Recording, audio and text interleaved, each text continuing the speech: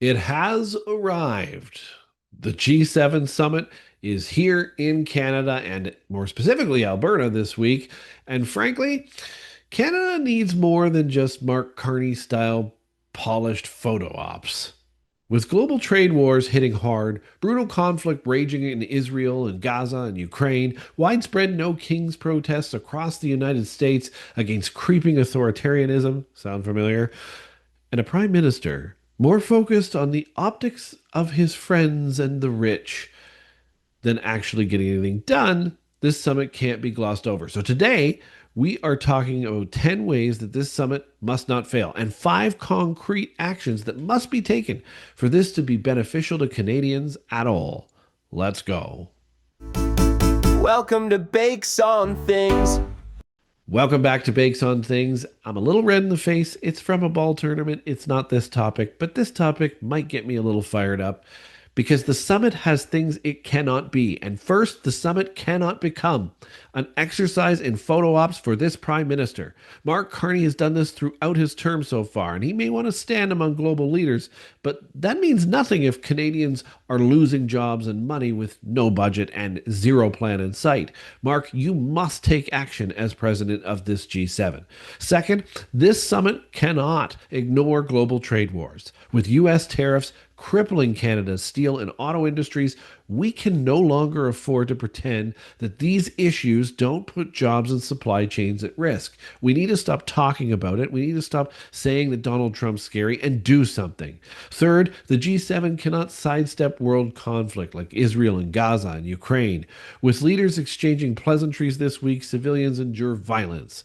It should demand coordinated humanitarian action, not feel good speeches from 7 different leaders, and no, not necessarily more foreign aid. Fourth, the summit cannot overlook the No Kings protests in the US. These strong rallies weren't targeting monarchies like it might make it sound, of course, if you haven't heard of them yet, but they protest against authoritarian impulses disguised as power grabs, targeting Trump's parade and deportation efforts and all of that stuff that he's starting to do that looks a little suspiciously like dictatorship. Sounds familiar in Canada too, although we're certainly not as dramatic as the Donald. But dismissing all of this as fringe dismisses the real threat that it actually is to democracy, and it must be talked about. Fifth, the summit cannot rebrand Alberta's energy as green without any substance whatsoever. If pipelines are to diversify trade, they must meet strong Indigenous consultation, environmental safeguards, and modern infrastructure standards. But nobody gets a veto here, and lip service won't cut it at all. Sixth, the summit cannot sanction foreign aid without oversight. Enough is enough of this spending, Mark. Canada can't keep sending money to Ukraine or other causes for that matter without clear budgets, tracking mechanisms, and enforcement structures to ensure accountability is held on all efforts in this manner.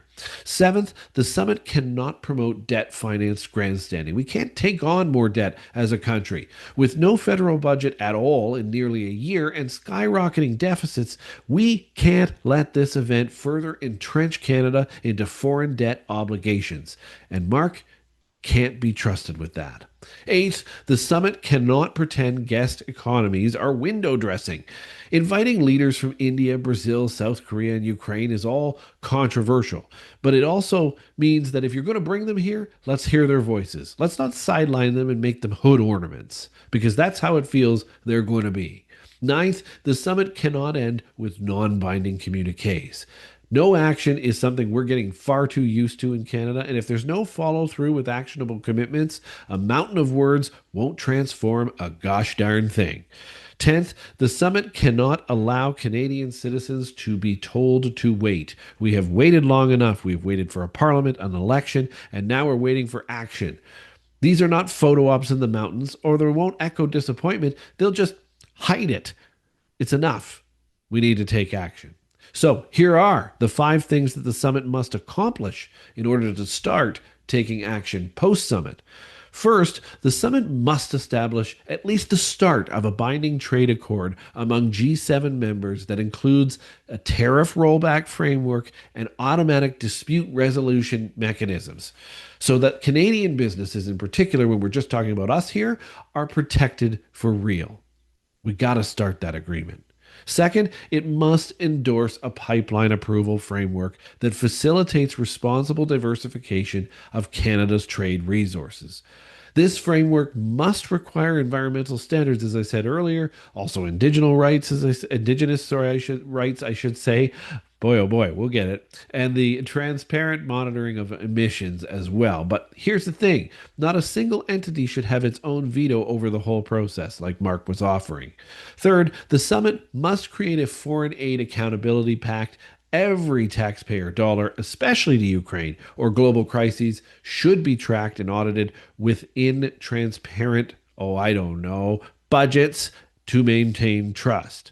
Fourth, the summit must bring forth an AI regulation treaty enforceable across member states, covering disinformation, digital privacy, election integrity, and rogue algorithmic deployment. Why do you think so many elections are being meddled with? AI is a big part of it.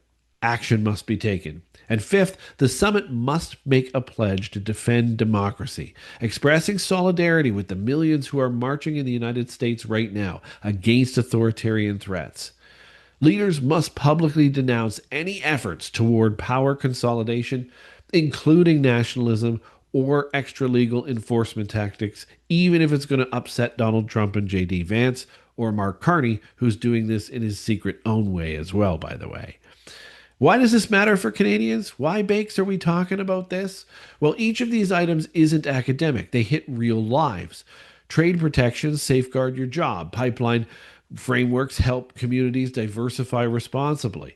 And aid transparency protects your tax dollars. Now, the AI regulation part of this, well, that defends your privacy and business equity. And standing with democratic protests abroad signals that you want to protect democracy here.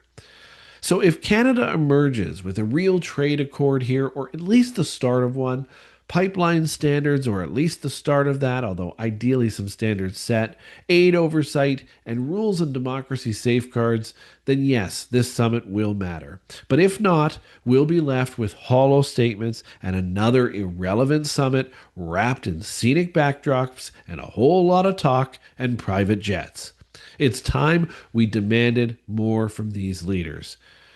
In order to do that, you need to start sharing this video, call out empty messaging, and press your MP after this summit for accountability once this summit ends. Like, something has to happen here. If Canada won't take action, we'll have paid for nothing to have everybody here. Hit like if you expect substance, subscribe if you want more bold breakdowns, and remember, leaders should earn our attention, not just pose for it. Thanks for watching Bakes on Things. I'm headed out west. The next few episodes will be remote from the west. We'll see how that goes as we get closer to the G7 to see if we can get some more details all week long. We'll catch you tomorrow.